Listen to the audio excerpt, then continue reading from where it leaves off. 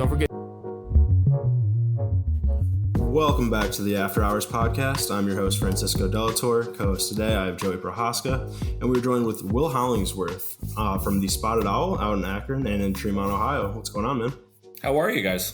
We're doing pretty good. Up in Toledo, we just got about a foot of snow last night, so can't really go anywhere. Pretty snowed in right now. Sarasota, Florida. So I'm not having the same problem as Frankie, thankfully. Right Yeah, now. but you got a lot of other problems down there, in fairness. Yep. I'll take snow problems over Florida problems any day. How was it out in Cleveland? We're doing okay, man. We got hit pretty hard as well, but the middle of the city tends to get it the least. So I think the suburbs got pretty well pounded, but we're doing okay. The plows are out, the salt is out. They're figuring it out. They're helping us out. So are you born and raised Ohio? I'm not. I was born in Southern California, in Huntington Beach, California, and then I spent most of my life in Oregon. My hometown is Eugene, Oregon, where the University of Oregon is. So I was in California till I was, I don't know, 7 or 8, I think, and then I was in Oregon until I was 18. I went to college in Santa Fe, New Mexico, and then worked in Washington, D.C. for a little while before I moved to Cleveland in 2009. All right. A bit of a journeyman. That's pretty dope. Yeah. I've been everywhere. I'm like that Johnny Cash song. I've been everywhere and when. Yeah. That's the one. You know that, Frankie. I listen to some Johnny Cash once in a while. Yeah. Gotta change it up. So out of all the places you've been to, what was the, I guess, where did your love for the food industry start? To be honest, my love sort of shouldn't be characterized as that for the food industry, because I've really only ever worked bars, and the Spotted Owl is a bar, numbers 1, 2, and 3.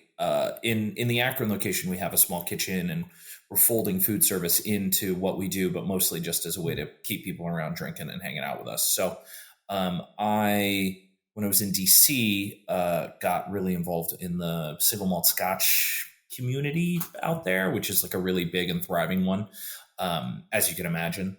And so that kind of introduced me to high-end spirits and whiskey in particular.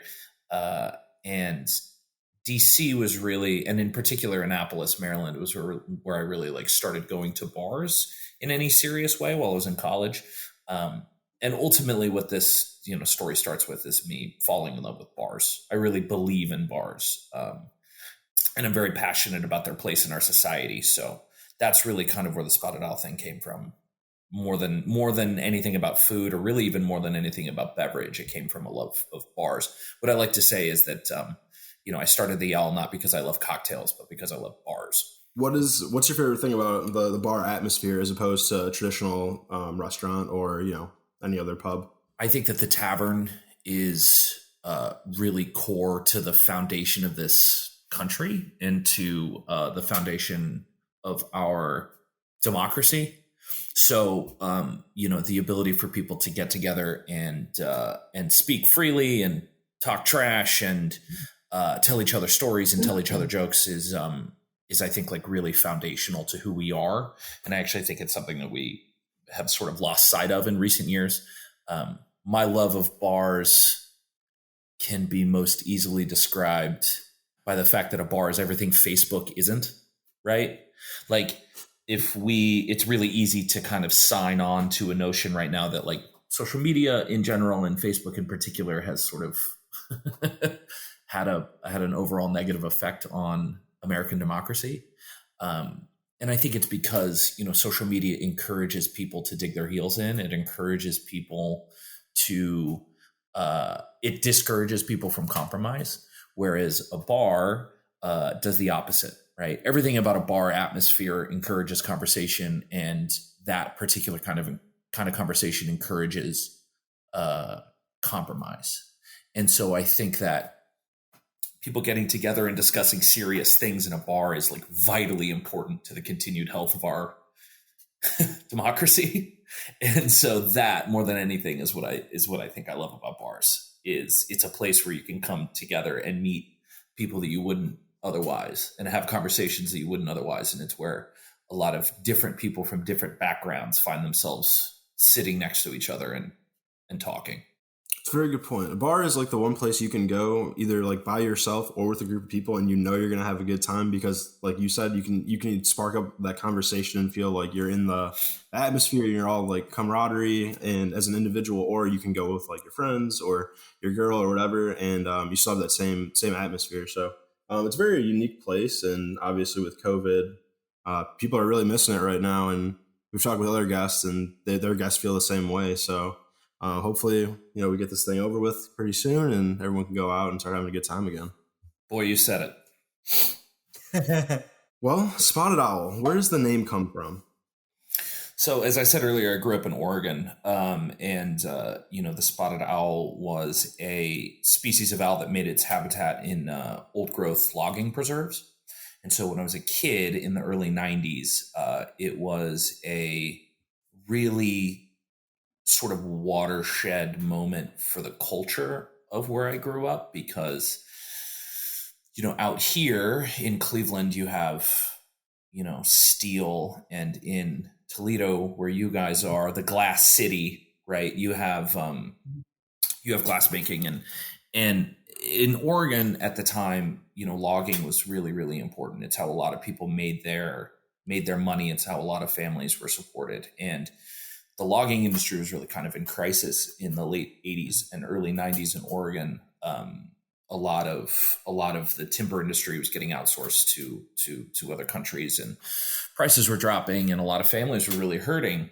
At the same time, there was this nascent environmentalist movement that was really gaining a lot of power in places like Oregon and Washington. Obviously, when you think of places like Oregon and Washington and California, you think of, sort of more progressive, environmentally conscious policies.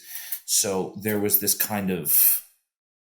tremendous amount of conflict when I was growing up surrounding this very particular issue of the spotted owl, because the environmentalists were really interested in protecting it, staving off extinction, protecting its habitat at the exact moment when those logging preserves were the most important they had ever been to a lot of old logging families and the old logging industry. So the spotted owl became kind of this symbol when I grew up for something that was endangered, something that was at risk of disappearing, and that was also representative of kind of the old ways and a shift in the way that we thought about things that we, up until that point, had really depended on there. So when it came time to name the bar, I wanted it first and foremost to be something that really meant something to me. And then, but as a bar, especially a bar in Ohio, very far away from where I grew up, I wanted it to still sound classical and abstract, like like an old pub, like the White Lamb or the Crossed Arms or something like that. So all of those things kind of came together, and I realized that it was really kind of vital that I call it that, because it really spoke to something that I think was really central to me and to my story. Bars are built by people and they're occupied by people, and so I didn't want the bar to have some cynical, market tested, focus group tested name. I really wanted it to mean something for me, because I wanted the place to be around for a long time. That's awesome. And I think that the name as well is, like you mentioned, is very symbolic of like the old ways. And I think that aligns pretty well with the house rules at the Spotted Owl. Do you want to go over those real fast? Yeah. So again, the spotted owl, the spotted owl is endangered. It was known for being endangered. And that's kind of how I have always felt about American taverns.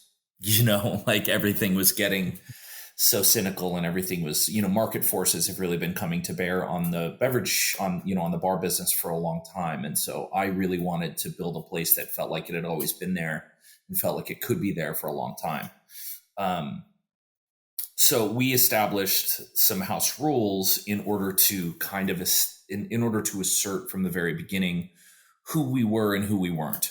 Right. So the first rule in Women Initiate Conversation is, not something that I invented. That's something that was a rule at Milk and Honey, and I think was a rule at a lot of first generation Renaissance cocktail bars from the late 90s and early 2000s. But it was always something that I really liked, because it kind of established that, that my shop wasn't a meat market.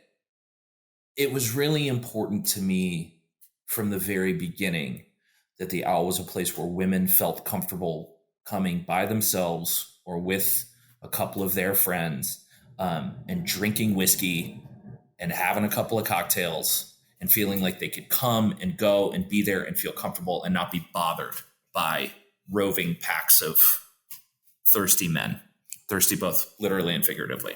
So that was something that I wanted to establish right from the outset. And when we first opened, we had to make it very clear to a few guys that, like, hey man, that's not what happens here. Like, you don't get to approach women who are otherwise minding their own business, enjoying some drinks together, and hassle them. Like, I don't care if you think that that's what a bar is for. That's not what I think a bar is for. Grow up. Right. So there was some uncomfortable conversations at the beginning, but I think people caught on pretty quickly that, like, no, it's actually really important to who we are, that this is a place where all people, but especially women, can feel comfortable coming and drinking whiskey. So that was number one. The rule number two is Google can't settle arguments. Only arguing can do that. These next few rules, I think, touch back on, again, sort of what we believe a bar is for, which is conversation.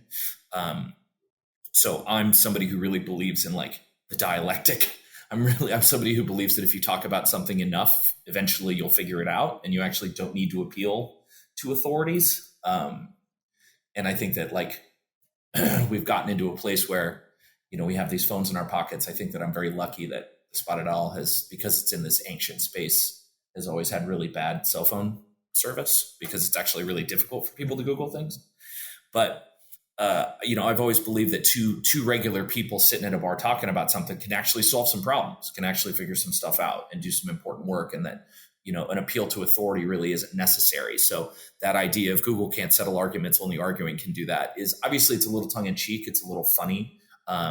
It's sort of overtly antagonistic in a way, but I think that that's kind of what's necessary. And that's, I think, honestly, always been one of my favorites of our rules.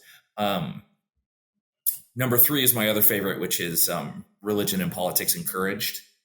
I think that we, because we have accepted out of hand without really examining it, the idea that you should never talk about religion and politics at bars, we have become, as a society, really bad at talking about politics and religion at a moment when talking about politics and religion is more important than it's ever been, because we're sort of at this moment in these past few years where we're really kind of deciding who we want to be as a society moving forward, as an American democracy moving forward. So my notion is that any customer should be able to talk about whatever they want, and any bartender should be able to talk about whatever she or he wants. And there should be an environment of open communication and open conversation, and that there shouldn't be topics that are off limits just out of hand, right? That are established as off limits. Now, obviously, what I love about bars, and what I think separates it from Facebook and what makes the bar the anti-Facebook, is that part of why the bar environment encourages compromise is because you're actually physically sharing space with other people. And I don't want to make the Spotted Owl out to be some kind of punch palace, because obviously it's not.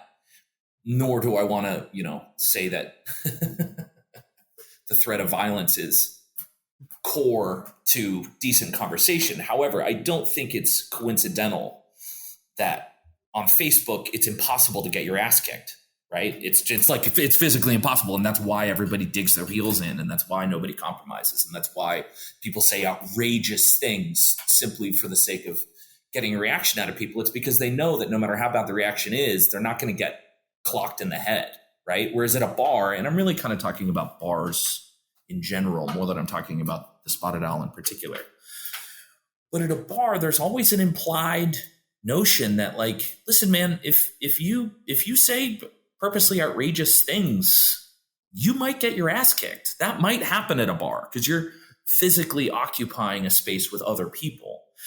So I think that notion, there's something really pure, and there's something really, there's something very real about having a conversation in a bar because it does feel it feels like a more complete experience. It feels like an actual physically and spiritually engaging experience, whereas so much of our life right now is kind of these strange disembodied interactions.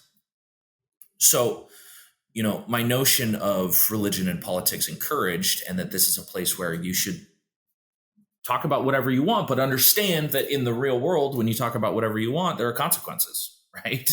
That was always really important to me because I think that's important to the American tavern. Rule number 4 is, follows very quickly from that, which is no fighting, right? Obviously, if a fight does break out, you got to get the hell out of here, right? But again, I think that's a pretty standard inherited rule of, basically all pubs, taverns, and bars across the world, right? And then number 5, I tacked on mostly as a partner to rule number 4, which is no kissing, because I just think we can all agree that it's gross to make out in bars. That one's very simple and straightforward, I think. And those are our 5 rules. Those are all great. So how did those start, and have you had to add any on, or do you have any plans to add any more on in the future? No, we opened with those, and those have treated us pretty well in the 6 some years that we've been open. That really kind of encapsulates the whole idea. We don't really get super out ahead of it. It's on our website. It's important. I don't think it's ever been printed on our menu, but it's something that comes up in conversation from time to time. You'd mentioned that, there's a real chance that you could get your ass kicked if you say the wrong thing to the wrong person at a bar. Yeah, I feel like a lot of people are just like keyboard warriors these days. They're just hiding behind a screen. They're just like, I'm going to troll online and just try to get a reaction out of people. So I really like it. And even though the rules might seem... Yeah, it's bad for us, man. It's bad. Yeah, it's bad for us. I was going to say the rules might seem antagonistic, but I mean, it's definitely a place that I would feel comfortable going to because all of my best conversations have been after a couple drinks and having meaningful conversations that might defy the status quo of what is normal to talk about in a public setting, at least, because like you said, now everything is very controlled, very PC. Yeah, exactly. So I think you're doing a great thing, and I love the rules. So you kind of talked about how you came to Ohio, but what made Tremont a great location for the Spotted Owl? Tremont's great for this. For we don't have food at the Owl. We may have food later on, but as of right now, we're really just kind of there for, we're there to provide kind of a very pure bar experience. So, putting it in a place like Tremont, which is, it's a lot of restaurants. It has been a entertainment district. They call it, for the past 20 years or so. So, there are, I don't know, a dozen restaurants here. And so a lot of people are coming into the neighborhood to eat. They're coming into the neighborhood to go to bars, to spend time together. And I really kind of wanted to build a place where people could go to have a drink before dinner and have a drink after dinner. Without having to bother with creating a food program that people would immediately think had to compete with some of the best restaurants in the city, which are all here. If you are within walking distance from a lot of restaurants, there's a lot less pressure to have food as long as you have halfway decent drinks, which I would like to think that we do. And what's one drink you would recommend to somebody coming to the Spotted Owl for the first time? It's difficult for me to talk about the cocktails because we're very celebrated for them, and I'm very proud of them. And we put a lot of work into our beverage, and I'm somebody who, because I'm so interested in stories and storytelling, cocktail history and the creation of contemporary cocktails is a really great opportunity to tell those stories and to connect with people in that way. It's difficult for me to say, oh, this is our most iconic specialty cocktail, right? Our menu experience is very interesting and very dynamic. It's based on what we call the cocktail wheel. So the cocktail wheel is split into 16 sort of pie slices, each of which have a mood or a flavor or an idea that we use to sort of lend people a technical language with which to talk about how they're feeling and what they're craving. And that really does this really incredible thing for us when it comes to beverage, which is that it sort of really disarms people to speak really freely about cocktails and about beverage and about liquor and about what they're comfortable with, what they know about, what they don't know about, what they're looking to experience. And because that menu experience is so disarming for people, we feel that people walk away from the beverage experience of the hour really feeling listened to, which is something that I'm really proud of and I'm really happy with about the way that we do cocktails, the way we do beverage in general. It's, as I said earlier, it's for me, bartending is essentially about storytelling, which I think is really essential to the human experience. What the cocktail wheel allows us to do is, rather than making the experience about the stories we tell our customers, it allows the experience to become about stories that our customers tell us about themselves, right? And who doesn't love talking about themselves, and who isn't willing to pay for the privilege, right? So that has been that has been a very successful menu experience for us, to be able to take our some 500 cocktails that we have in our book and arrange them in such a way that it's not overwhelming for someone walking in for the first time, nor is it old hat for somebody walking in for the 100th time, because every time you walk into a bar, you're a different person, right? So as long as that menu experience suits the sort of dynamic nature of life, we feel like we can always make a customer feel listened to and make a customer feel taken care of, which is ultimately what this business is all about, right? That being said, your first visit to the Spotted Owl, get a shot and a beer. That's what I get.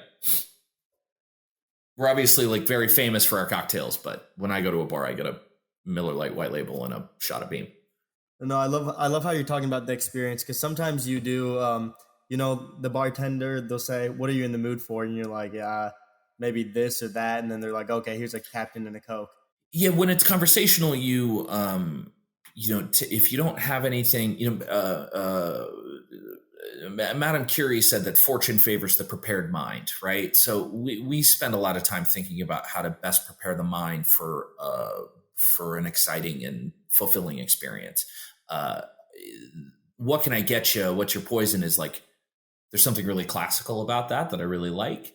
But it sort of encourages us to default to what we know, to what we're familiar with, to what we're comfortable with, which is not why people go to cocktail bars, right? People go to cocktail bars, which I sort of begrudgingly admit, that's what we are. That's what we're known for, obviously. I like to say that we're a bar first and a cocktail bar second, but it would be ridiculous for me to deny wholesale that the Spotted Owl is known as a cocktail bar.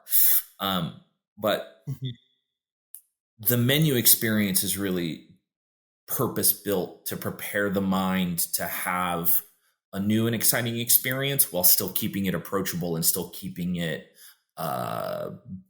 bespoke, tailored to each individual customer. There are things that, we literally ask people that we think encourages them to try something new, when in fact it sort of panics people. And when people are panicked, they retreat right into what they're comfortable with, into what they know, right? And as a cocktail bar, that's not the experience that people are coming to you for. So the question becomes, how do you keep things approachable? How do you differentiate yourself? But also, how do you prepare a customer's mind to really appreciate all the work that you put into that drink, right? How do you open their minds up to be receptive to what you are putting in front of them? And in our experience, a big, giant, endless list filled with ingredients that a lot of people haven't heard of, or sort of like clever turns of phrase or varying attempts at symbologies. As a matter of fact, those end up just kind of becoming gimmicks. And that sort of gimmickry does not a lasting bar make, right? That, as a matter of fact, what you're ultimately trying to do is, in the bar business, is make people feel comfortable and make people feel taken care of. So how do you make people feel comfortable and taken care of while it's the same time giving them a new and challenging experience? There's a way in which that's kind of paradoxical, but I think that what we try to do is we try to sort of hold those two expectations as true at the same time, even though they may seem contradictory. And everything that we do, both service-wise, beverage-wise, atmosphere-wise, is seeking to accomplish that end. One of my favorite, someone who really inspires me and has for a very long time is somebody called Raymond Louis, and Louis was a industrial designer. He designed various aspects of the interior of the Saturn V capsule. He designed locomotives. He designed various bottles. He designed a tremendous number of really effective logos. He was one of the more brilliant and influential designers of the modern era. He's a guy that I really think about a lot and I read about a lot and I take a lot of inspiration from. He had a policy that we really adhere to at the Alt called MAYA, M-A-Y-A, which stands for Most Advanced Yet Acceptable. And basically, the principle of MAYA states that, and this is actually a quotation from Louis, where he said, if you want to sell something surprising, make it comfortable, make it familiar. And if you want to sell something familiar, make it surprising, right? This idea of most advanced and acceptable says that if you put something too mind-blowing in front of somebody, they shut down, right? They're not able to accept that stimulus. And in the bar business, when you do that, people don't walk away from a bar saying, oh, I didn't understand that place. That place was just too advanced for my sensibilities, right? No one has ever said that about a bar. They walk away from a bar going, that place is bullshit. Those guys were pretentious pricks, right? Even though you weren't like that, and you put on no pretense. If you don't understand how to prepare people's minds for what you're going to deliver to them, then you shouldn't expect anything different than for them to shut down, right? At the same time, if you make something too familiar, they're not going to notice what you love about it, right? Our brains are expert at pattern recognition, and therefore they're expert at filling in gaps. So there are certain things about bars that all bars have in common that tell your brain on a subconscious level, I know what to do here. I know how to behave here. I know what happens here, right? If you make a bar too familiar, they're never going to understand just how beautiful it is, right? If your bar top has the same bolster and the same shape and the same proportion as every other bar that's made out of pine, nobody's going to notice that it's made out of exotic zebra wood, right? As a brief example, if you make the best meatloaf in the world, right? Objectively mind-blowing meatloaf, but you serve it in exactly the same way someone's mother did, their brains are not going to be able to accept how mind-blowing the flavor is, because they're going to retreat right into a place of great familiarity. The other side of that is that if you really put something shocking in front of somebody, they're never going to be able to understand how to use it, right? So Louis was obsessed with this idea, and I think I'm obsessed with this idea of the thing which is most advanced yet acceptable to a potential customer. The very best example of this that I can think of is wasabi mashed potatoes, right? We laugh about wasabi mashed potatoes because they're so cliched, right? They're such like a 90s sort of truism about a certain kind of, gastro pub experience, et cetera, et cetera. But when you really look at the idea of wasabi mashed potatoes objectively, it is the perfect example of a Maya product, most advanced yet acceptable, right? Everybody knows what mashed potatoes are. They've been eating them their entire lives. Everybody knows what wasabi is, or at least restaurant goers know what wasabi is, right? Those two ideas are not challenging on their own, but there was a time where nobody ever thought of putting one in the other because they're so contradictory on paper. And yet no one ever had a plate of wasabi mashed potatoes put in front of them and was so challenged by the very notion of it that their brain shut down, right? Of course not. It's everybody. You don't have to have ever tasted them or even heard about them to know exactly what they are, what they mean, and what they represent about that experience. It's a reason why they became so popular. It's a reason why they became so ubiquitous. And it's a reason why we now think of them as a cliche, right? The blueberry mojito is another great example of it, right? I would never put a blueberry mojito on my menu because it's hackneyed. But the power of the blueberry mojito is that it is a perfect Maya product. And Maya products are the things that become incredibly powerful, incredibly iconic, and incredibly successful, because those are the things that have cracked the code of that paradox that I was talking about earlier. Of this, these are two ideas that seemingly contradict each other, and yet you actually can make things that are approachable and familiar and comfortable while still being challenging and new. Actually, those things are possible, and not only are they possible, but they tend to be the very most successful products, right? So that's kind of what we're always chasing at the Owl. We're always trying to align the experience of coming to our bars with that notion of most advanced yet acceptable. That's really, really important to us. I'm still just comprehending everything that was just said, to be quite honest. Yeah, it's a thing we spend a lot of time talking about. So you mentioned you went to college. What was your major in college? So I went to a very funny, strange school called St. John's College. And St. John's College is non-elective. So everybody who goes there gets the same degree. It's a very intense place. It's 20 credit hours a week, every week for 4 years straight. Actually, sometimes it's more. So when you stack it all up, we don't really talk about it this way, but for the sake of grad school and things like that, when you stack it all up, it ends up being a double major and a double minor. A double major in the history of math and science and philosophy, and a double minor in classics and comparative literature.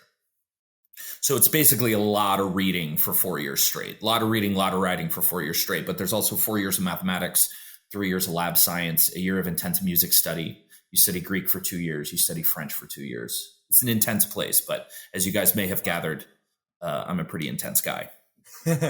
I was just thinking it was like psychology or something, just from everything you've been talking about so far. But that's very interesting. Yeah, that's the game, right? The game is, the game involves a lot of psychology. I sort of regard bartending to be a kind of priesthood, to be honest. Frankie, I think you were saying earlier that, like, you show up to a bar with your friends or with your girl or with whoever, get a couple of drinks in, you can always have a nice conversation. What's great about a bar is that a bar's not a bar without a bartender. So you can be the only person in the place. You can be the only customer for hours at a time. And somebody has to talk to you, right? Somebody gets paid to talk to you. Like, there's always a place for you to go to interact with another person, which I think maybe before the year 2020, when we were all forced to spend so much time alone, I think maybe that idea was something that a lot of people took for granted. That a bar is a place where you can always go and sit and talk to somebody. You always have somebody to talk to as long as there's a bar that's open. That's pretty incredible, right? I mean, there's something really beautiful about that. It's an ancient fellowship. And again, I would argue something akin to a priesthood. I like to call it the world's second oldest profession. Well, I mean, they do say that bartenders are pretty much therapists. So, yeah. I mean, if people are, stuck inside for however long this goes on for, if this goes on for 2 years, I mean, people are going to be itching to get back out there and talk. Yeah. It's vitally important to us. We need to be able to tell stories. There are those who argue that telling stories and having stories told to us is the essential human experience. That beyond the things we do simply to stay alive, that's the very first thing that we do. Which I believe that. And I think that the more we align the bar business, I would argue the more we realign the bar business towards storytelling, the better bars are going to become. And I think the happier people are going to be. And I think the more successful our democracy is going to be. I really believe that. Yeah. Are you familiar with Maslow's hierarchy of needs? It's a psychology principle. I'm familiar with it, though hardly an expert. You want to take me through it? I mean, I hardly am too. Took a psychology class a couple years back, but basically the foundation of the human psyche and what we desire is broken up into five categories, and the top is self actualization. Jesus, cannot talk. But down the pyramid of hierarchy, our safety needs and our psychological needs are below like loving, belonging, and our self-esteem and like our worth within society. So Right. that just shows that we are willing to put our needs and our safety at risk if it means being in an environment in which we can feel comfortable communicating and feel validated. That's the game. That's what we're here for. That's what the bar business is for.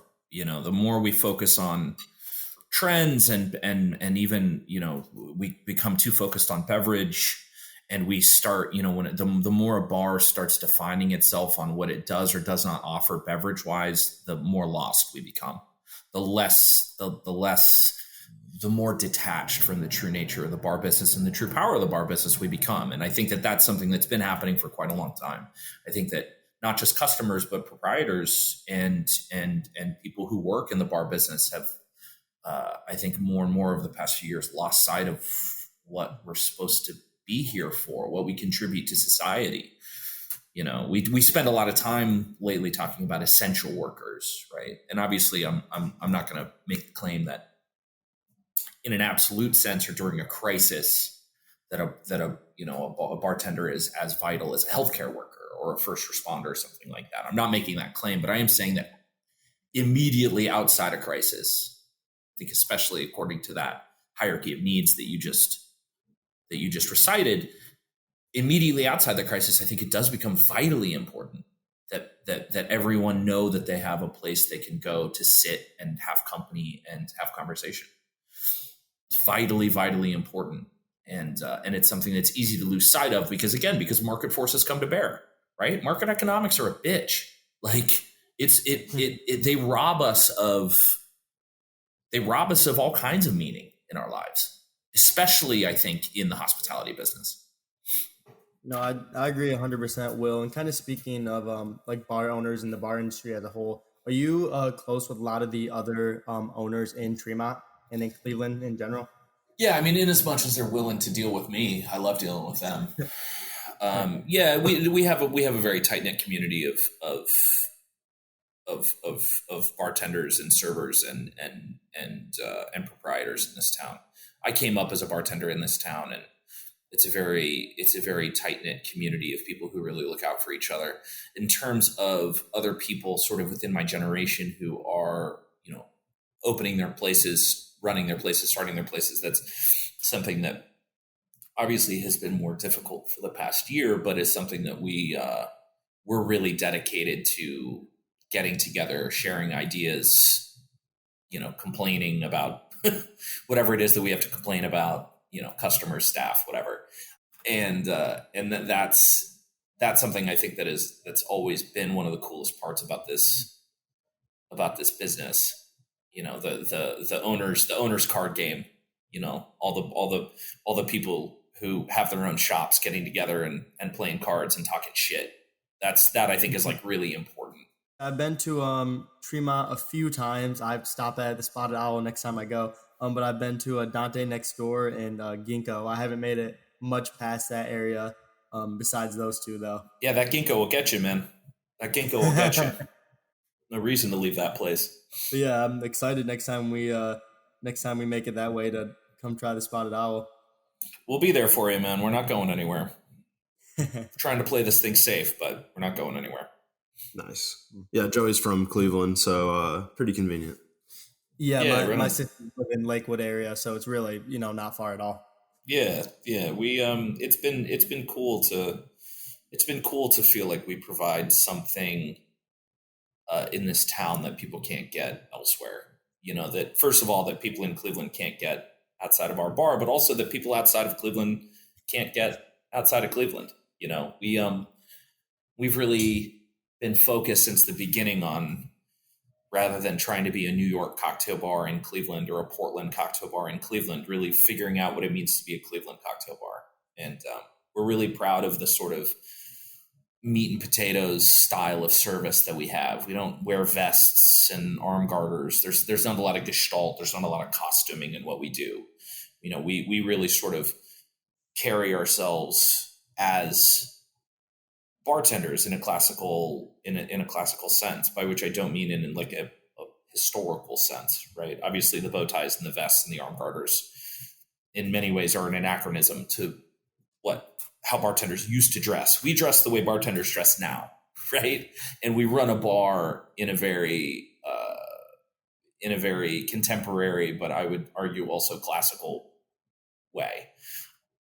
And within that context, we're very disciplined and we're very precise. And our cocktails, our beverage programming is very consistent. And I would argue our service is very consistent. But there's not a lot of, like I said, there's not a lot of gestalt to it. There's not a lot of posturing. There's not a lot of pageantry to what we do, because we like to think that the work speaks for itself, which I think is an attitude that you can't really get away with everywhere. But I think in a place like Cleveland, or I would argue probably in a place like Toledo, you really can. That notion is very, I think, natural to the culture here, which is part of why I really love this place. Absolutely. We had a previous guest on that said whenever they have a visitor that's like out of town or a tourist that visits their location, the most gratifying compliment that they can ever get as an owner in Kansas is that, damn, I wish we had a place like this in my hometown. Or I love this experience. I wish I had more of these where I live. You know what I mean? Yeah, it's always great when a New Yorker says that. That's what really makes you feel good, Because it's like you said, because you're not just taking a Portland style pub and moving it to Cleveland. You're not taking a cocktail bar from New York and replicating it. You're creating a new experience that which people can then talk about when they go back home. Yeah, exactly. And that's what we try to do. And don't get me wrong, when we first opened, it was, there was a while where, it took us a while to sort of catch on. I think the first couple of years we were open, we were doing some things that were too early, and we were still figuring out our own voice, I think, as well. The laziest thing you can do is blame customers for a thing they don't buy, right? It's like, yeah, grow up. The customers know what they want. They didn't want your shit. Like, that's not their fault. It's not because they're too stupid, right? It's because you hadn't found your voice yet. So I think that in the first couple of years, it took us a while to gain traction in this town.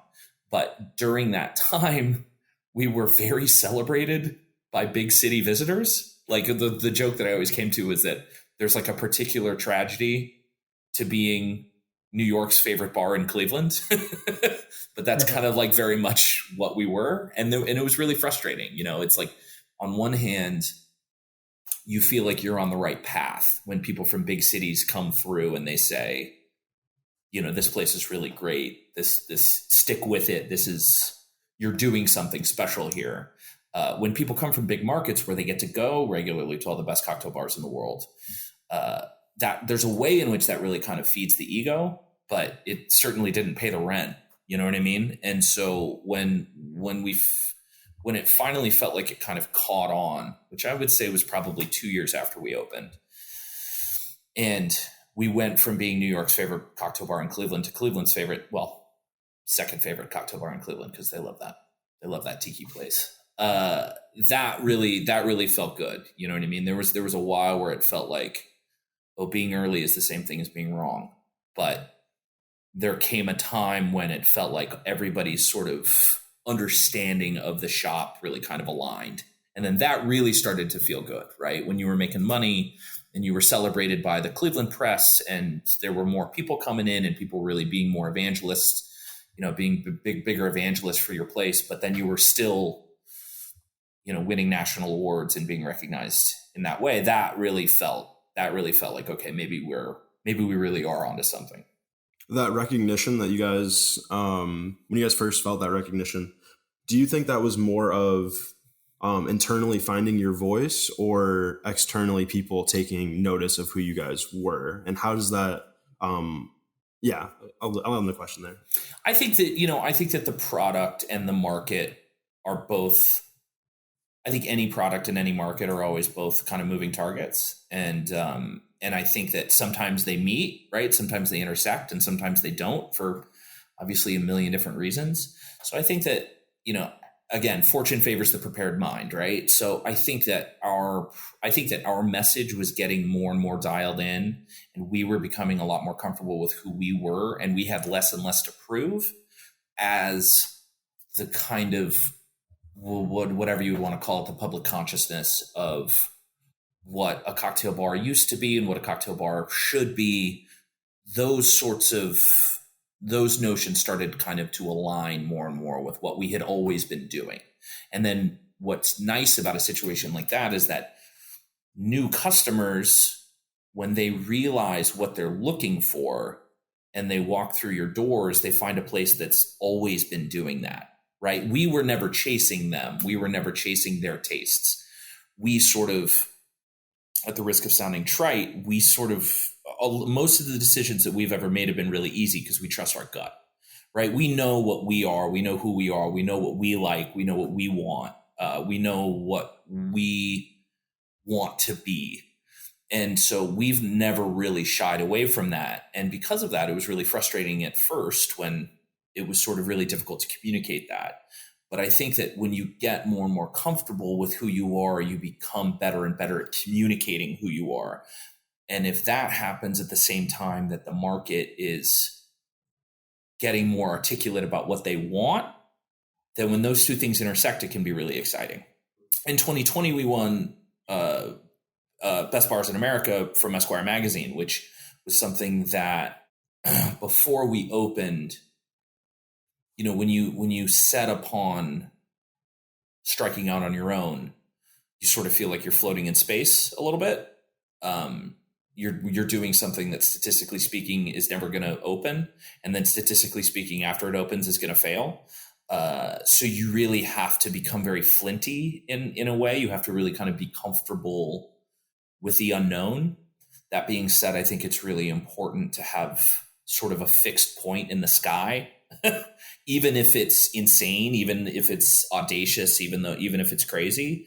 You need some kind of moonshot goal in order to really sort of align your spirit when you're dealing with so much uncertainty for so long. And mine, before we opened, was the Esquire magazine list. It's back when David Wandrich was doing it. That was my moonshot for the Owl. That was my goal.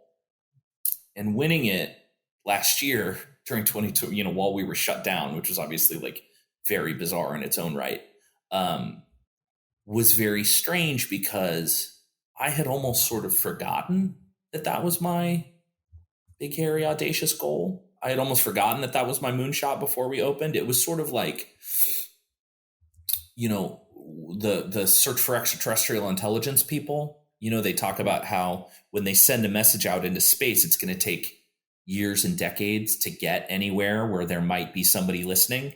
And then if on the off chance somebody does hear it, it'll take years and decades for that message to come back. And that's kind of how it felt. It felt like, 7-8 years ago while I was building this place, I sent a message out into space with that goal. And then when we accomplished that goal and the message came back, I was a different person by the time it came back. We were a different bar by the time it came back. That was kind of, that was a lot to think through, right? That was kind of a mind cuss. Am I allowed to curse? Absolutely. That was a mind fuck. That was like a very, that was a very serious mind fuck. One that I'm like, to be honest, kind of still recovering from. You build a bar, we built the Owl from scratch. When we got to our space, it's a 150-year-old space. It was a dirt floor. Everything in the Owl, other than 150-year-old brick walls, was something we built. And we built it out of old materials, and we built it very deliberately to feel like, I wanted it to feel like it had always been there because I wanted it to always be there.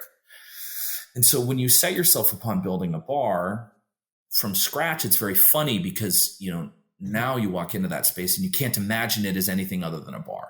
And it's difficult to imagine anybody walking into that space and ripping the bar out and making it into a Starbucks or a American Apparel or, whatever. Like, chances are that place is always going to be a bar, right? And so you sort of get yourself into this, at least I got myself into this mindset of trying to build something that was going to outlast me, right? Like, it obviously needs to be an expression of the person who built it, but a bar is not worth building if you don't imagine it around for 100 years, right? If you don't imagine it around for 100 years, it's not a bar, it's a nightclub, right? Which is a fundamentally different business.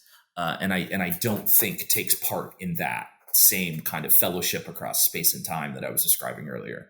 So you have to live with this idea that, a bar, a real bar, a bar with a capital B, as I like to say, it's going to be 100 bars over the course of its life, right? Every customer is different every time they walk in.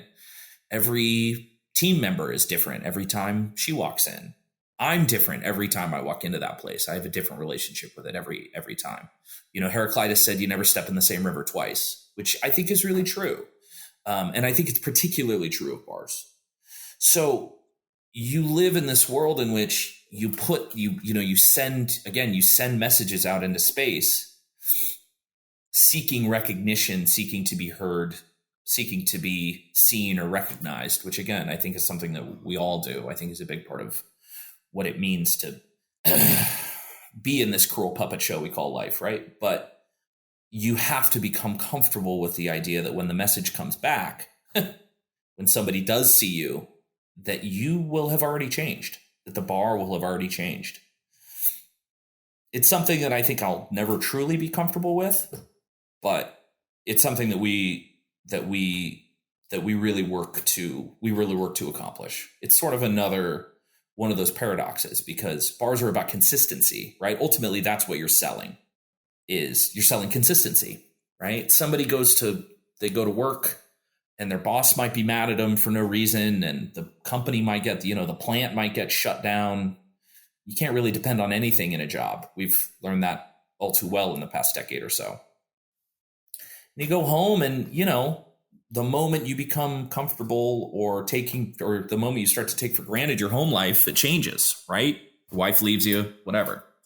But there's this place you go in between work and home where everything's always the same, right? That's what a bar is supposed to be. It's supposed to be consistent. That's really what you're selling, is like, no, in here, everything is always the same, right? I've always told my team that, I'd rather your drinks be consistently bad than inconsistently good, because inconsistency is what erodes the very foundation of a bar, right?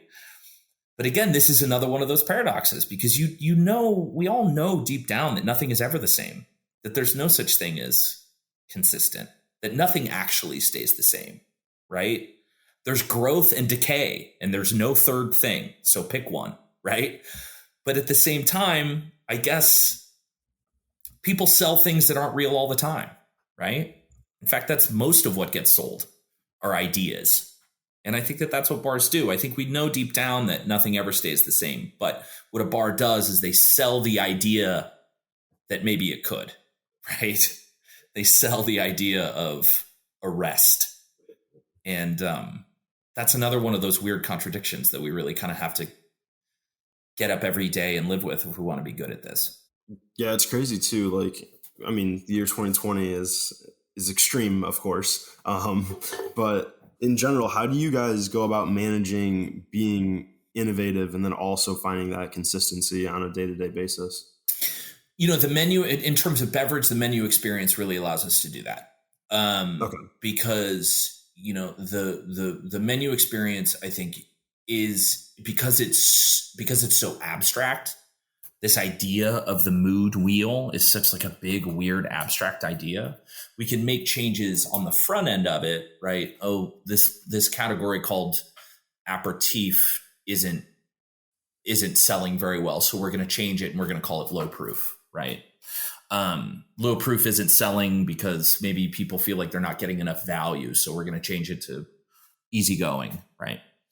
We can make those sorts of changes because they're incremental changes. They're literally incremental changes within this larger context of the cocktail wheel, which I think has made that process a lot easier. And then on the back end, because there aren't actual drink recipes listed, that gives us a lot of room to maneuver and a lot of room to tinker behind the scenes. I think we've had like 6 House Manhattan recipes in as many years because I'm just never satisfied with a Manhattan recipe. And I've started to think lately it's because maybe I just don't like Manhattans all that much. Maybe I just don't think it's all that good of a drink, but I'm never quite satisfied, which I know sounds iconic. You know, I know that that's an outrageous claim from a bar person to say because everybody's so fucking doctrinaire and dogmatic about Manhattans. But I've had good ones. I'm not positive I've ever had a great one. Right. But because of that, I really, you know, we're big tinkerers. You know, nothing's ever really good enough is never really good enough for us. So you want to be able to provide that kind of consistency, both through beverage, but also through service and atmosphere. But you also want to be able to play, right? It's your shop. Like you want to be able to mess around. You want to be able to try new things. And when you're in the cocktail business in particular, people are coming to your bar to experience new things. Even your regulars are coming there to experience new things, right? Because their lives maybe don't allow for a lot of tinkering. Their lives don't really allow for a lot of experimenting. Their lives don't allow for risk taking. So they can come and they can pay us to get a little taste of that life, right? So I think in terms of your question of how to manage how important it is to be consistent, along with how vital it is to offer people a new and exciting experience, for us, it just comes down to a lot of examination. You know, we turn inward a lot and we try to differentiate, okay, what's a product and what's a value, right? The product can change whenever we want it to. The values shouldn't change. The values should be something that we really believe to be true. And I think that right now, because customers are so values driven, right? Not value driven, but values driven. They want to go to places that they feel align with what they believe. The problem is that most people don't actually know what they believe, or what they believe changes really quickly. And so it's really easy then as a business, you know, as a proprietor, to start trying to chase these things and then almost immediately lose sight of who you are. Right.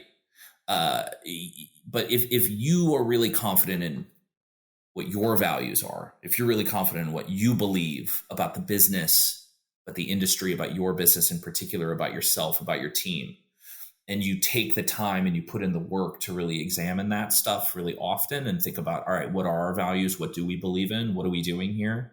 Why us? That allows you to tinker with the product.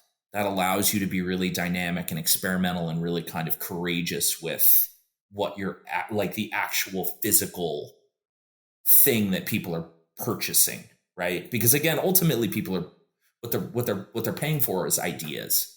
They're paying for ideas, they're paying for feelings. They're paying for a feeling of being heard, a feeling of being listened to, of being seen. Without the drink, you really are just a therapist, right? Which we are ultimately, from a medical sense, woefully unqualified to be. So I think in order to manage that, again, manage these seeming contradictions, I think for me, for us, it comes down to a lot of self-examination and doing the work of being able to parse what is our values and what are our products, and really doing the work to not confuse those two things. Well said. Okay. So on your menu, right, you guys don't have like, you mentioned you guys don't have like the actual like ingredients or like the listings of anything there, right? We tend to we'll have a menu insert, sort of like a secondary cocktail experience. You know, some people walk in and they don't want to go through they want a more traditional cocktail bar experience, and they don't want to go through the rigmarole of having a conversation with one of my team members about their mood and how they're feeling, whatever. I mean, some people aren't ready to have that experience, which is totally fine, because obviously having dialed in that experience, we already know how to give them a more traditional cocktail experience. So there's, generally speaking, a smaller menu, what we call a menu insert, that says, all right, this is what we're interested in right now. This is our charity cocktail. This is, you know, something we're doing in collaboration with someone else. So here are a few drinks, you know, that are listed that may themselves not be traditional drinks. They may be like pretty wild, exciting, creative stuff. But it's going to be listed in a more traditional menu experience. Gotcha. Okay, cool.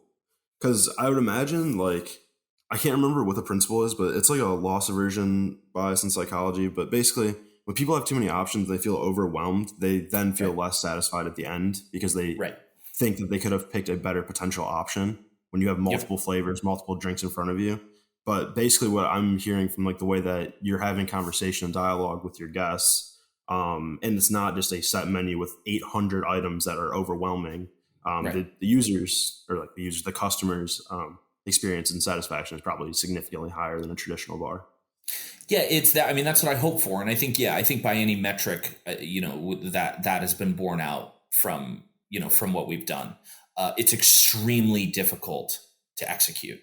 There's a tremendous number of moving parts in terms of being able to provide a beverage experience that's all fresh ingredients, that's really creative, that's made in-house, et cetera, that the customer feels completely empowered to direct themselves, right?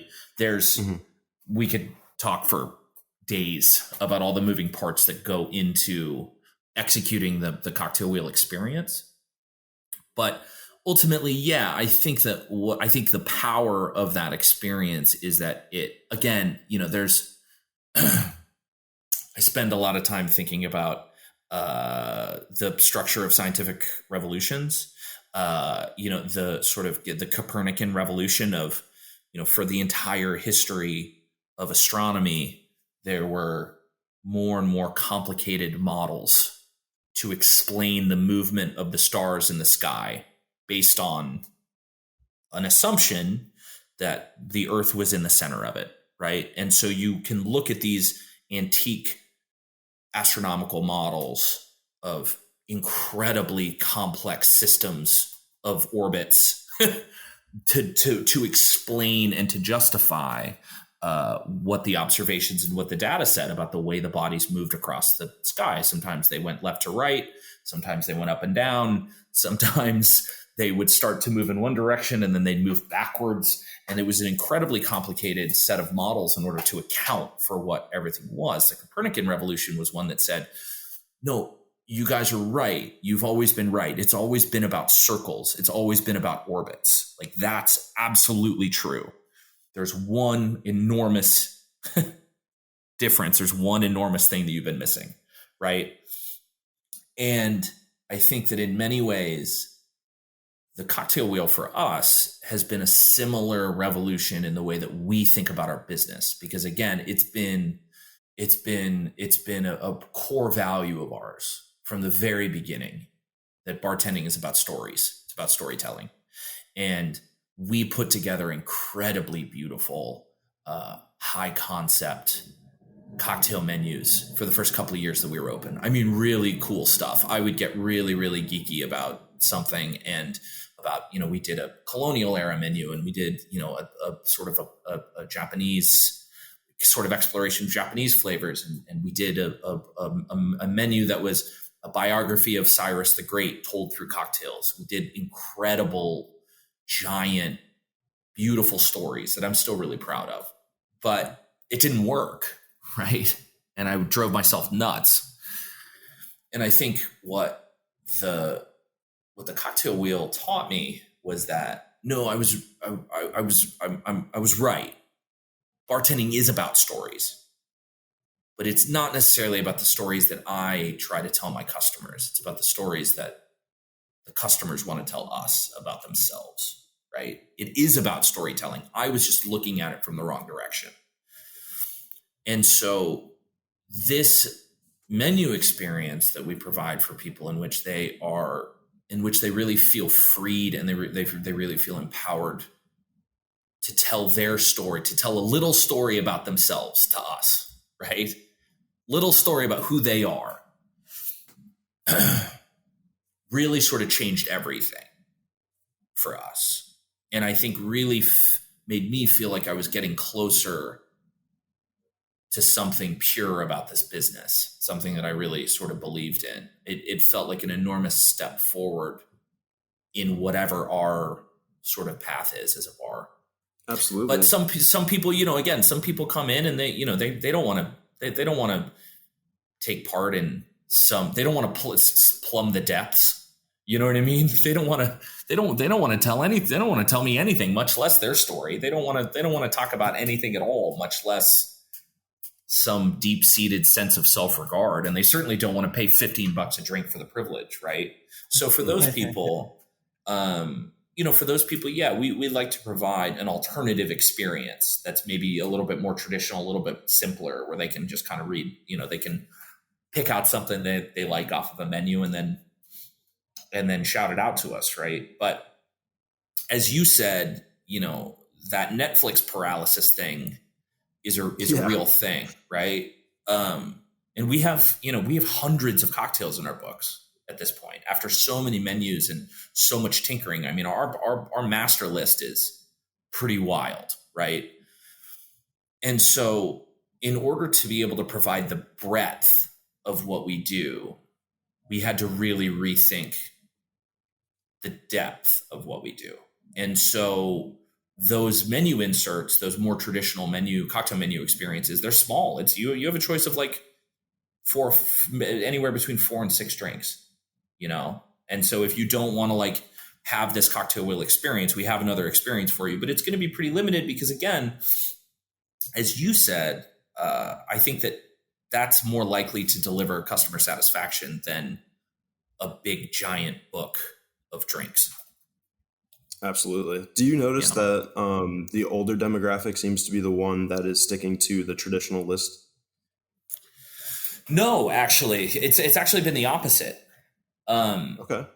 I think older folks, the older folks who come in, I think that they've been around, they've been to a few cocktail bars at this point. They want something new, but they're more likely to feel alienated, I think, by the way a contemporary cocktail list is put together at this point.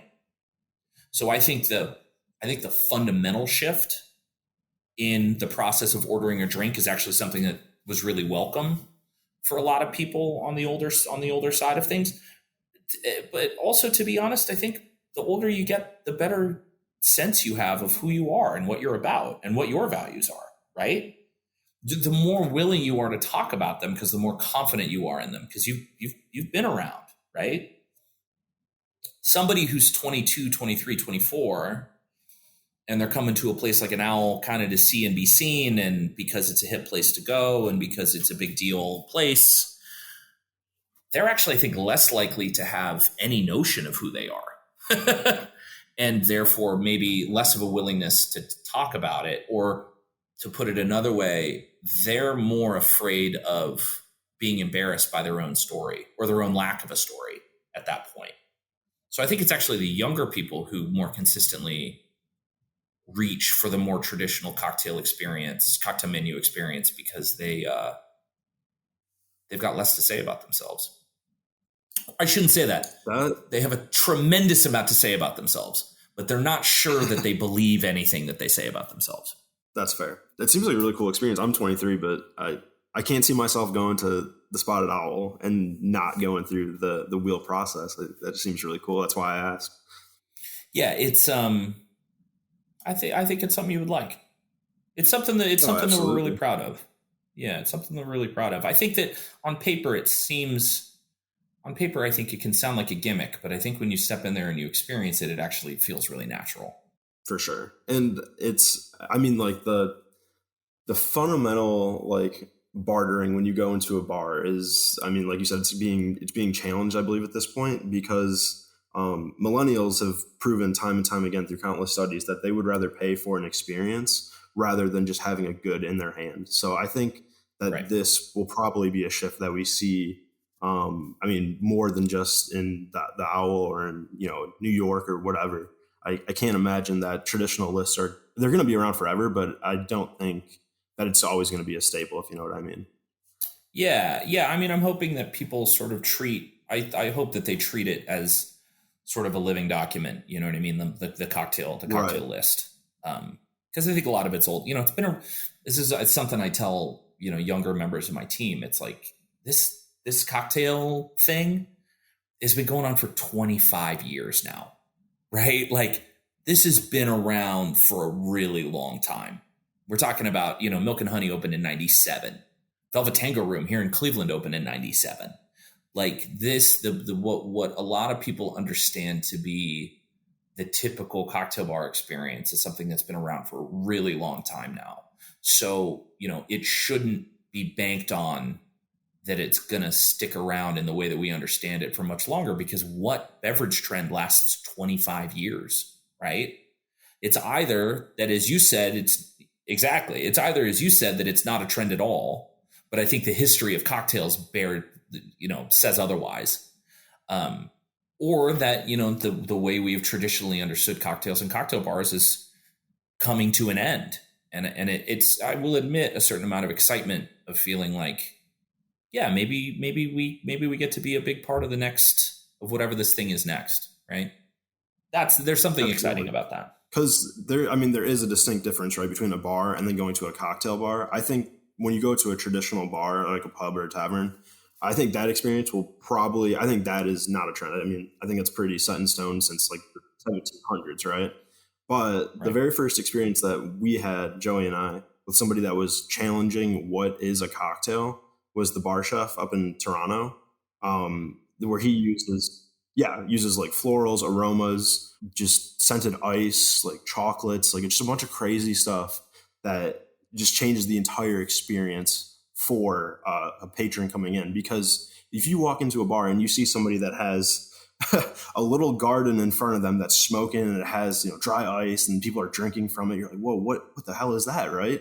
That instantly changes the perception of what a cocktail is, and then also your purchasing power. Like you were then like, I wouldn't say obligated, but you're gonna feel like you want to conform. You want that experience that's just so overwhelming that you probably can't get anywhere else.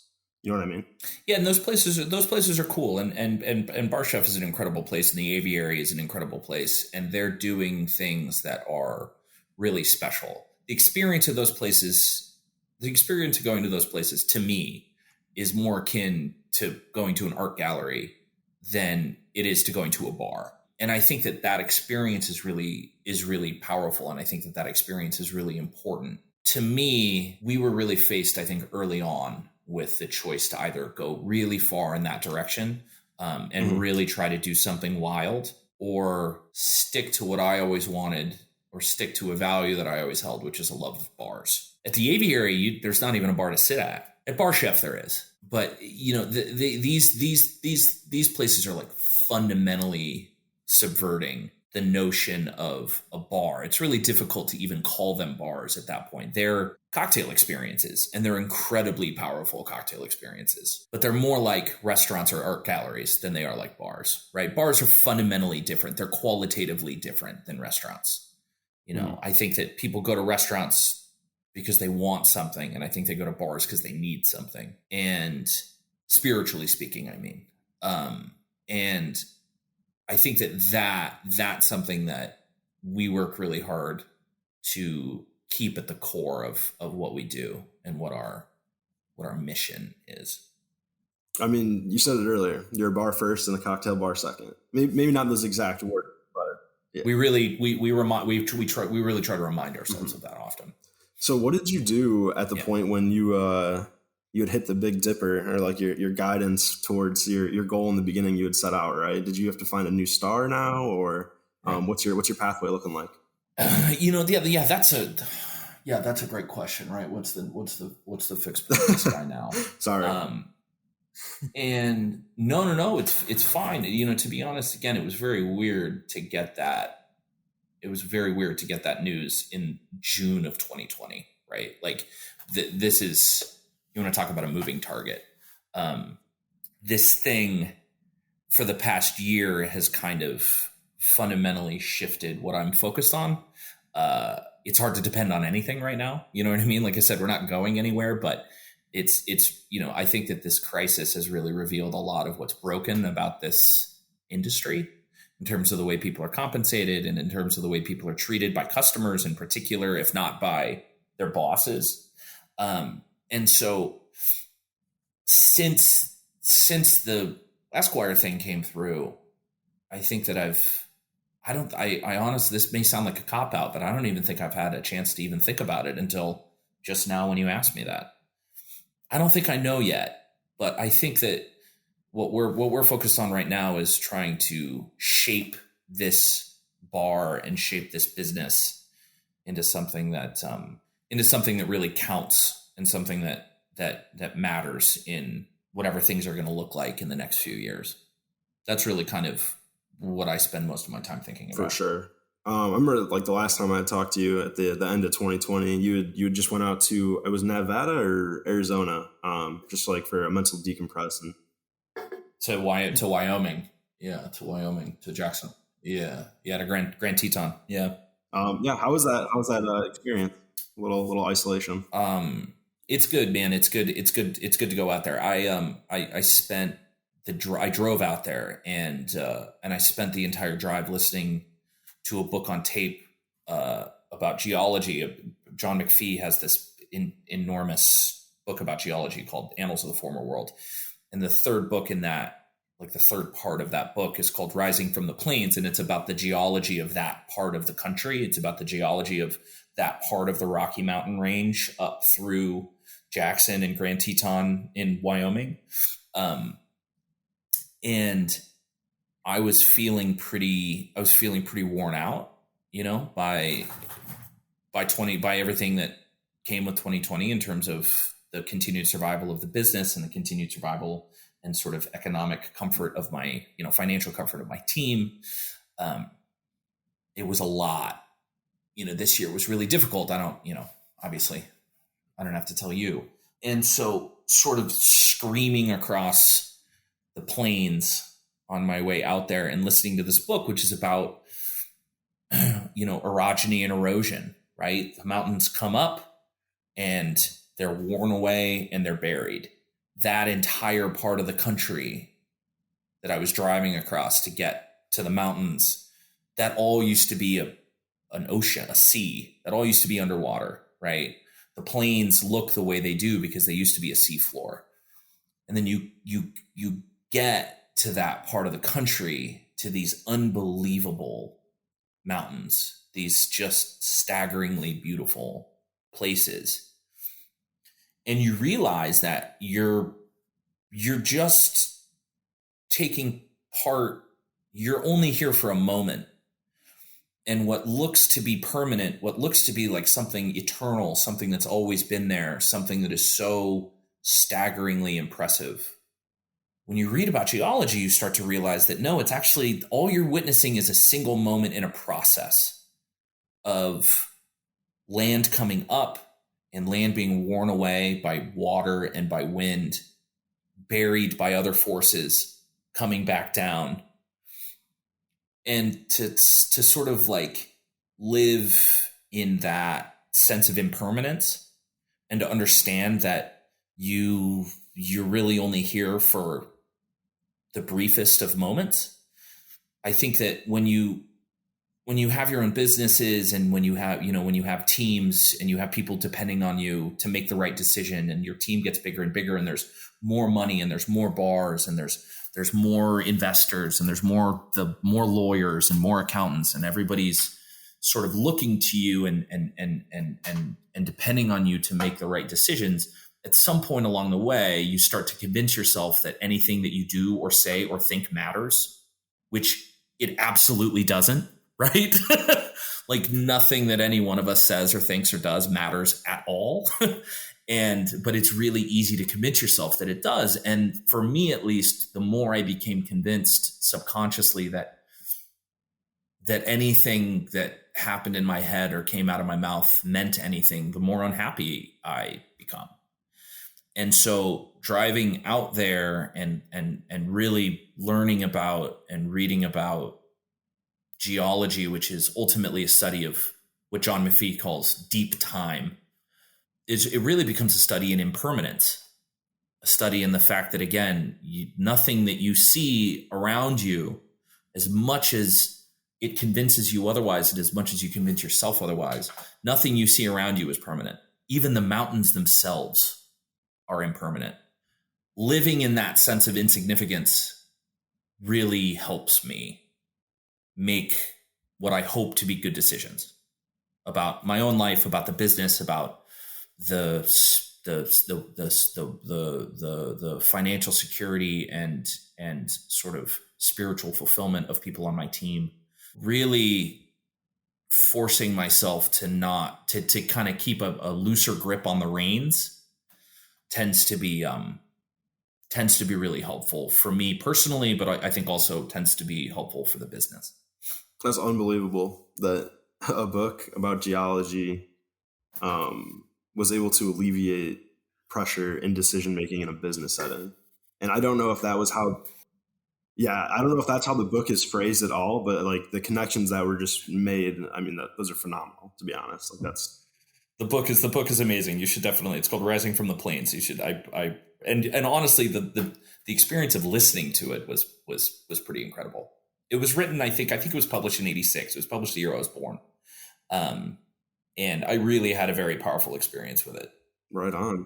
On the way out of Wyoming. To start the drive back, I sort of tangled with an elk, like a 600-pound elk cow in my car, and I had to leave my car in Salt Lake City to be fixed, and then I had to fly back a few weeks ago and pick it up and then drive it, and then finally drive it back to Ohio. And I think that if I had hit that elk on my way out, I probably just would have just like walked into an icy lake somewhere and we wouldn't be having this conversation because I was like pretty wrung out.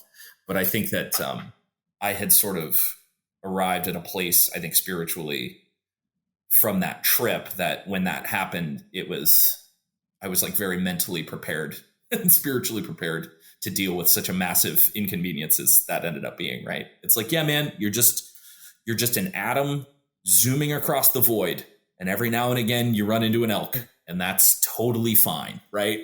I was very thankful that I had like spent so much time thinking about the nature of impermanence and kind of finding a sort of a spiritual center by the time I hit an elk in the middle of nowhere in Wyoming. Oh yeah, man! If you were reading the Hunger Games, you might not be here today. That's exactly right. Yeah. And in fairness, the elk hit me. In my defense, the elk hit me. Yeah, of course. That tree came out of nowhere. Yeah. That's exactly right. Well, obviously you're well read, and you already have one great suggestion on the platform, but what would you recommend as a couple other great audiobooks?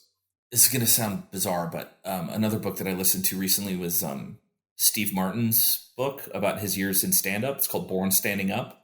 In a very different way, also kind of a meditation on the nature of impermanence. Okay.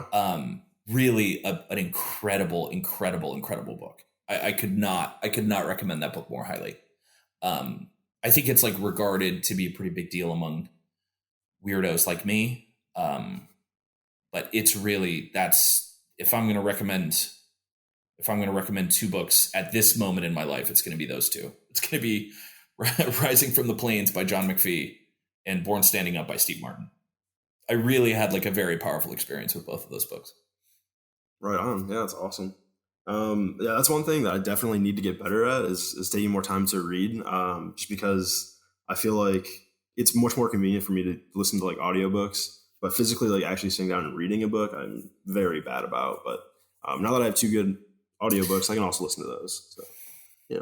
Yeah, and some books are better as audiobooks than others, right? I mean, I think it's important, especially like for you guys who are operating in a audio medium.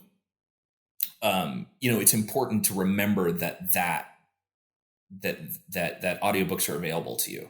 I wasn't an audiobook guy until very recently, but the studies about them say that unlike watching a television show or watching a movie or listening to music or even listening to a podcast, listening to an audiobook engages the same parts of your brain that sitting down and reading a book does. It does the same thing.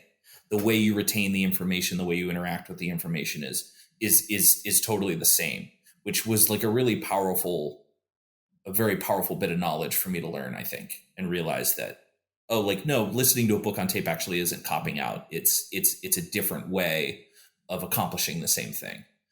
That has been that's been a cool experience for me. And I'm still just kind of just starting to dip my toe into that way of reading. Obviously, where I went to school and just kind of the way I live my life, like I read a lot.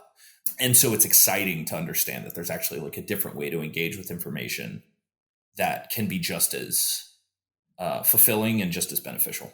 I wonder if like the same stimulation that's being put in, like your brain is reacting the same way. I wonder if that is because like the audio imprinting, like you're listening to it, but then also when people read books, I know for me, like I pretty much read it to myself in my head. So like I don't know if that might be why like the same response is happening instead of like just listening to a podcast or just watching a TV show, if that makes sense. Right. Yeah, no, I think it does make sense. Yeah. But that's actually really fascinating. Yeah, you should read that Steve Martin book, man. I'm about to. It's great. You know, because it's about a guy who became the best at something. You know what I mean? Really like accomplished everything that you could ever hope to accomplish, like both within the pre-existing context of stand-up comedy, but also within a new context that he himself created. It's about him doing that and then also making the choice to walk away from that and to do other things. And that I think is I think it was important for me to kind of ruminate on that at the time that I did. You know, This is a weird business. It's an impermanent business. You know, you sit at airport bars and you strike up a conversation with the guy next to you and you say, what kind of business are you in? And, and he says, oh, I'm a buyer for Home Depot, or, I work for Best Buy, or, whatever. And then he goes, what kind of business are you in? And you go, I'm in the bar business. I own bars. And inevitably these guys say something along the lines of, oh, I was in the bar business for a while, tough business. A couple of buddies of mine and I went in on a place, and, one of us screwed the rest of us over, or we screwed one of the guys over, or the place just fell apart because we were drinking too much, whatever. And there was a moment, actually, after the Esquire thing happened, there was a moment where I was like, oh yeah, I'm 34. Like, I'm not the youngest guy, but I'm not the oldest guy either. And I sort of accidentally just accomplished the thing that I set out to do. And then here comes COVID, which is if there was ever a compelling excuse to hang up your spurs and say, actually, you know what, I'm done with the bar business for a while. It was COVID. And that was like a really terrifying thought for me that kind of snuck up on me, of like, oh, what if this is supposed to be the end of this chapter? I was in the bar business for a while. It's a tough business, right? What an incredible moment to walk away. And that was something that really kind of like stuck in my craw.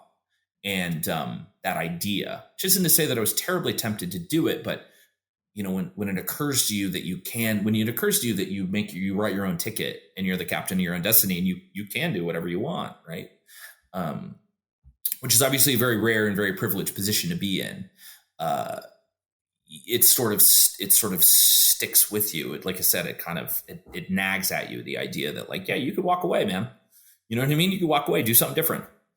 And I think that's what really kind of like led me to read that, to listen to that, to Born Standing Up, that Steve Martin book at the time that I did, because that's really kind of one of the most definitive things he did in his career was become wildly successful at something and then walk away from it and sort of not look back, right? He didn't even write a book about it until 30 years after he walked away. It's funny. It's important, I think, to remind yourself sometimes that no matter what's going on, you can always opt out. That sometimes, the only way to not lose is to not play, right? I think maybe I maybe just find a strange amount of comfort in that.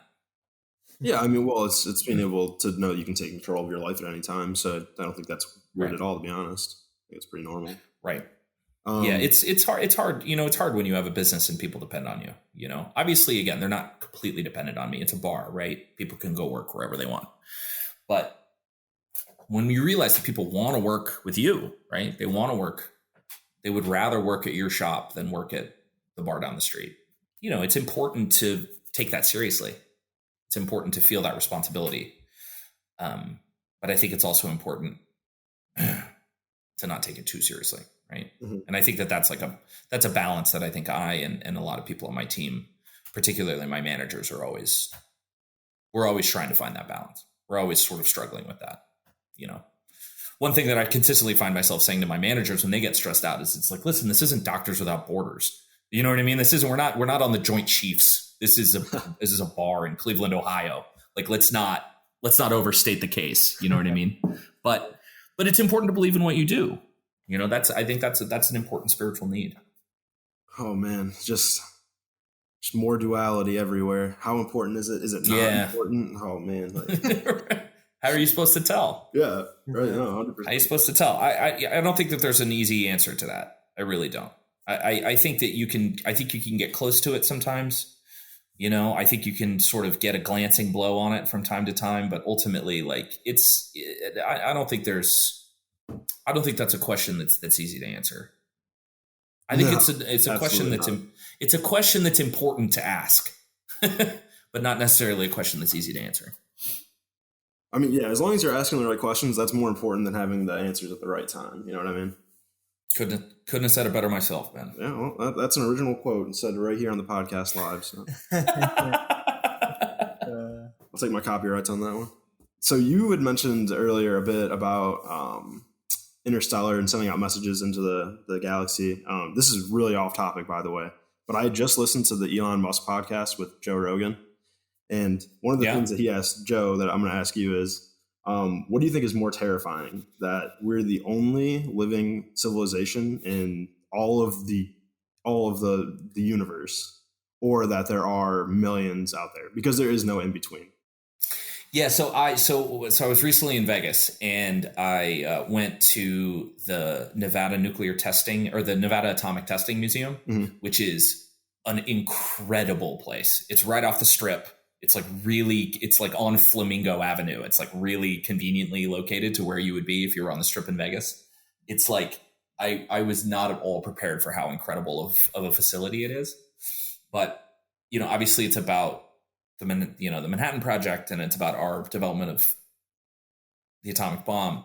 And Enrico Fermi, you know, the Italian physicist, is like really important to that story. And, you know, there's this idea, Fermi's paradox, which is named after him and named after a conversation that supposedly happened in the cafeteria at Los Alamos, where he said, he basically just laid out exactly what you did, right? Like, that when you really confront the vastness of space and time, and you understand just how enormous that there are millions of systems in a single galaxy, and there are billions of galaxies in a single, right? And on it goes. I mean, it's truly staggering when people lay out the vastness of space, but also the many thousands of billions of eons that we're talking about when we talk about the history of galaxies and the history of space. If you can talk about such a thing. So the story goes that Fermi does this incredibly compelling soliloquy in which he lays out the vastness both of space and time as we understood it at that time, and then takes sort of like a deep breath, and he goes, so where is everybody? Right? Like, it's statistically impossible that there aren't civilizations and, you know, and lives out there. Then where is everybody? Exactly. And this is what's referred to as Fermi's paradox. And I think that the quickest answer to that question, in my opinion, is that they're all dead.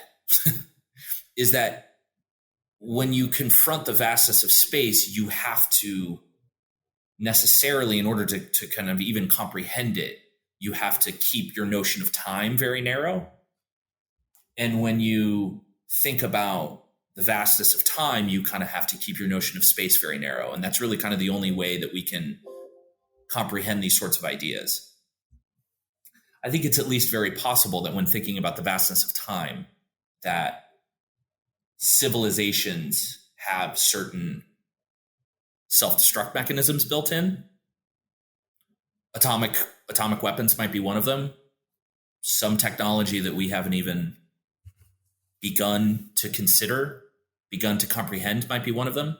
But in the same way that the potential for cancer exists in every cell, sort of as a way to make sure we don't live forever, I think it's at least potentially true that civilizations have certain self-destruct mechanisms built into them as well. And when you really consider the vastness of time, and that thing that I was thinking about earlier with geology, about the fact that like you don't really ever get to confront any meaningful amount of time. You're just here for a tiny sliver of a snapshot in time.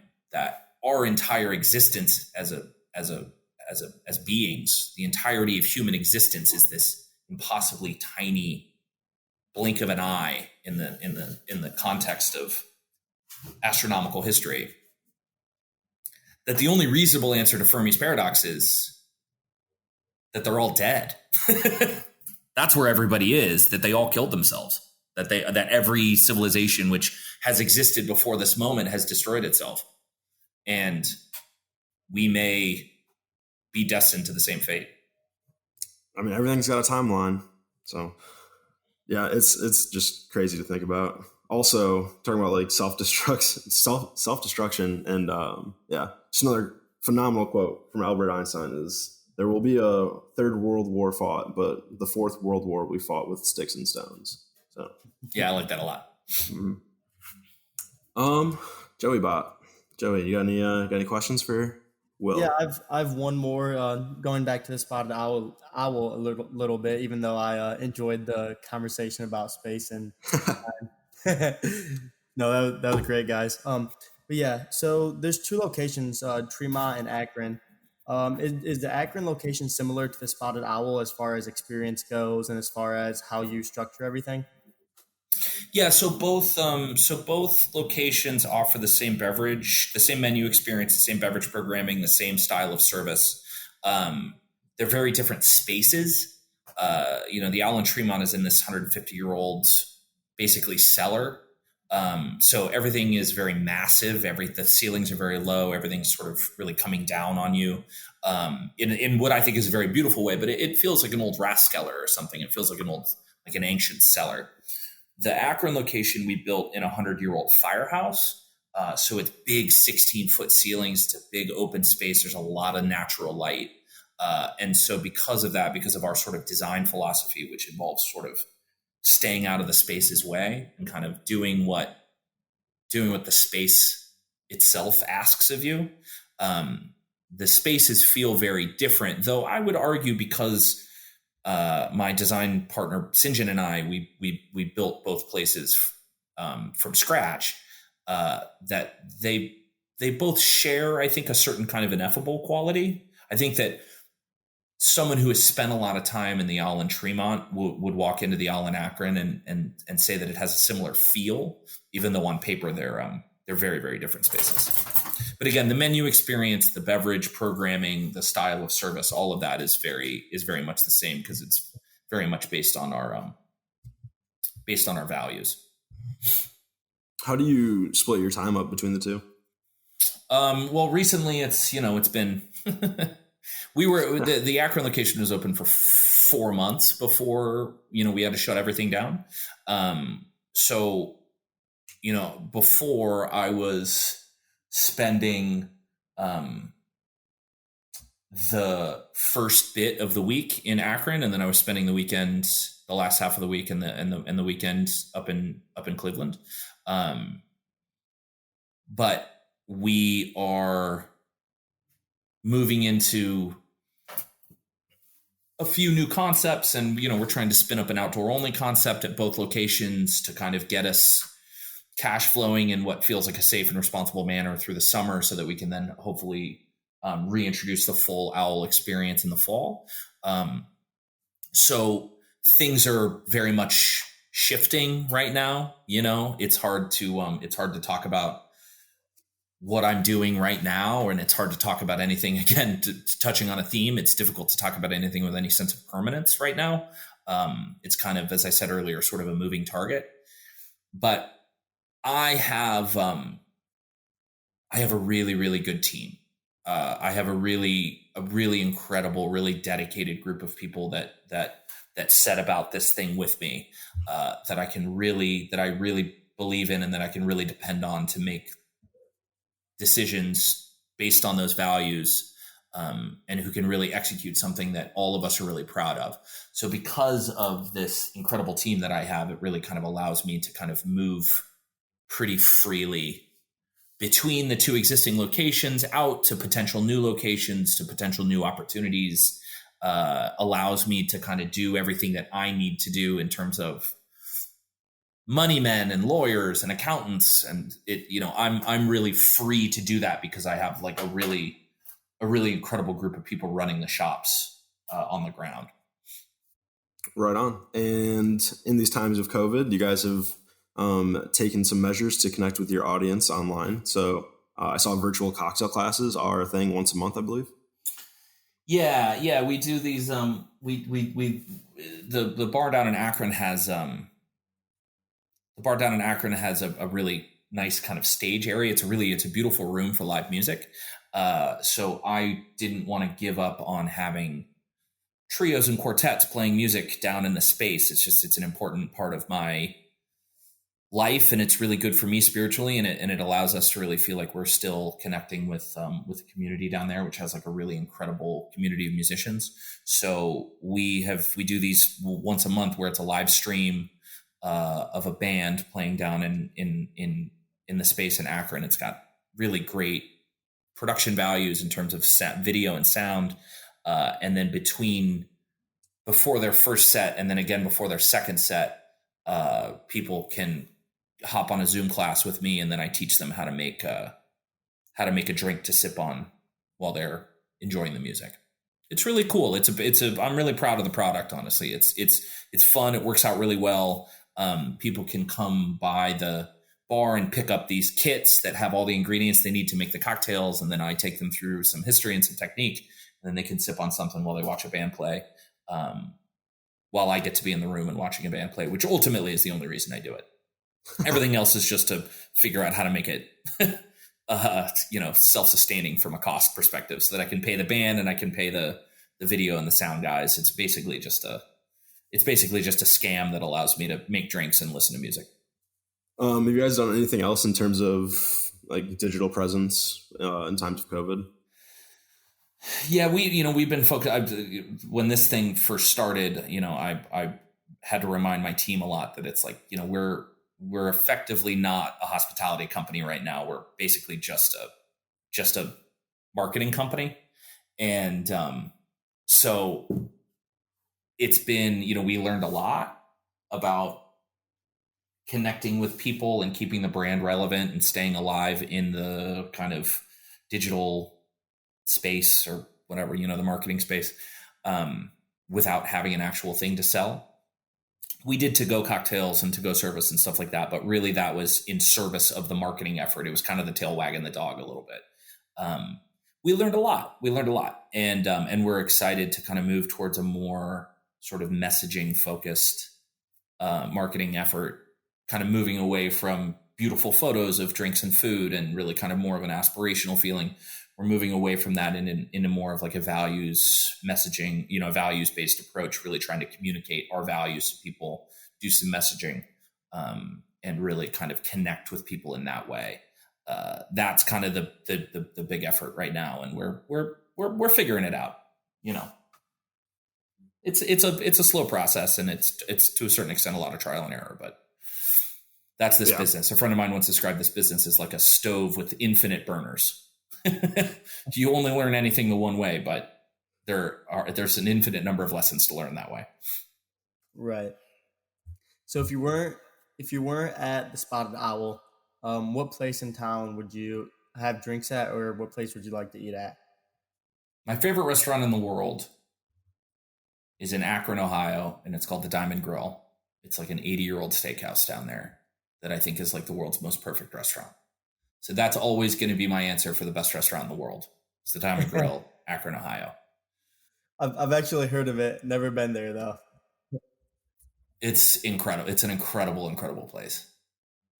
In terms of having a drink, I think the bar that really made me fall in love with bars, really kind of ignited in me this love of bars that I have, is a place called Harry Brown's, which is on State Circle in Annapolis, Maryland. That's a place that I went to when I was in college, and was really there for me when I needed it most, and really kind of cued me into the power of a properly run American tavern. So I think if I were to, anywhere outside of Cleveland that I were to say, like, that's where I want to go and have a drink, it's probably Harry Brown's. Dude, we got to get them on the podcast soon then. It's a bizarre, primordial, weird place. But you want to talk about a bar with a capital B, that's that place. Yeah. Okay. Sort of accidentally the best bar in the world. Best bar in the world? That's a hot take. Yeah, but sort of not. Not on. It's hard to explain. It's like anything that you love. It's hard to describe why you love it. It's the best bar in the world, but sort of despite itself. Fair enough. You can't help it. I was just gonna say, if you weren't operating a bar, what other career path would you have taken? I worked in political campaigns before I got into the bar business, and I think that I always really enjoyed writing. I always really enjoyed writing speeches in particular. So I think I probably would have. I think if things had turned out a little bit differently for me in DC, none of this might even be happening. I might still be chasing that down, 15 years later. But I think that that's probably what I am quickest to imagine. I think is working on campaigns and writing for candidates and for politicians. I think that's something I always really enjoyed. But who knows? I mean, it maybe just because I didn't get to do it for long enough that maybe it just never got a chance to crush my spirit. It's possible. Did you get to see like a lot of the like behind the scenes stuff? And I would imagine you did, and got to like know it. Just I don't know. I just feel like there's like another level of knowing politics when you're in DC. Yeah, it's a miserable place in that way. Really? A miserable place. I don't miss it. Oh, yeah, it's just not for me. Okay. It's not for me. Yeah. But that's the thing about politics, is they happen everywhere. There's no getting out of politics, as George Orwell said. So this one's kind of off topic. But being in Annapolis, did the St. John's kids, did you mix with anybody from like the Naval Academy, or like how was the scene there for that? That's part of what was cool about Harry Brown's, is that it was, it's part of what was great about that bar was that it was a lot of us. It was definitely a favorite among the Johnnies, as the St. John's people are referred to. But there was also like a lot of midshipmen there too, and a lot of people who were in Annapolis to sail and in Annapolis to interact with the Naval Academy in one way or another. You got to meet a lot of different kinds of people at that place, which again, it was sort of Harry Brown's sort of a university experience in and of itself, which I think is part of what makes any great bar great. But yeah, we dealt with midshipmen pretty often. They were a trip. You want to talk about some golden boys? Just some total. Everybody who went to my school was a big weirdo. You know what I mean? And those guys were, they had gotten a letter of recommendation from their congressman or whatever in order to be able to go there. So they were very upstanding members of society, those guys and gals. They were fun though. They had their moments. They weren't allowed to have too much fun, but some of them had a sparkle in their eye. I was going to say, but what about any paranormal experiences? Yeah, so we've got some ghostly company down at the Owl in Tremont. I never really used to buy into that stuff. That was never really like a big part of my view on the world. But we've had some funny. We've got a very good-natured and funny ghost who spent some time with us in Tremont, I think. One time in particular, I was sitting at the bar with my back to the front door. I was sitting at bar 12, which is like the bar seat closest to the front door. And the front door to the bar opened and closed. I was sitting there, and it was just me and a bartender. There was a bartender set. I think it was before we opened, so they were setting up the bar. And the door opened and closed, and then I had this unmistakable feeling of, has anybody ever like goosed your armpit? You know what I mean? Like they sneak up behind you and they put their index finger up into your armpit, and it's like very surprising and unnerving. You know what I'm talking about? Yeah. So somebody did that to me, and then I turned around to see who had just walked in and done that, and there was nobody there. And that was like the most affecting experience of this person that I think a lot of my team members have also had like kind of funny experiences right around that part of the bar, right around the front door. That was the most wild and affecting one to me. And I remember I turned back, or I looked to see who was there. Nobody was there. And then I turned back around and the bartender was looking at me and he said, "What just happened just there?" Because I'm sure I had like a ridiculous look on my face. And I think he also saw me just kind of like visibly sort of shudder, right? I kind of like shot upright when I got ghost goosed. And I said, "Did you notice that? Did you see that?" And he goes, "I didn't see anything other than you get your cage rattled by nothing at all." And again, I didn't get the heebie-jeebies from it. Like it didn't feel scary or creepy. It just felt like somebody was fucking with me. You know what I mean? And that's like consistently what is reported by my people who are down there by themselves, and something weird happens. It never freaks them out. It's always kind of like, it always feels like a practical joke or a prank or something, which actually kind of makes it sort of fun. So yeah, I didn't buy into anything paranormal until, you spend enough time in a 150-year-old bar room. Sooner or later, you're going to interact with somebody. You know what I mean? And I think we're very lucky in that the person we interact with down there seems like pretty good natured. That's good. It's one thing. It's weird. A lot of 150-year-old spaces, they do give you the heebie-jeebies. You know what I mean? They are weird. They do have bad vibes. There's something about that space that feels really good, to the point that even the ghosts are trying to have a good time. Yeah, I'm excited to have you. I'm looking forward to welcoming you guys down there someday.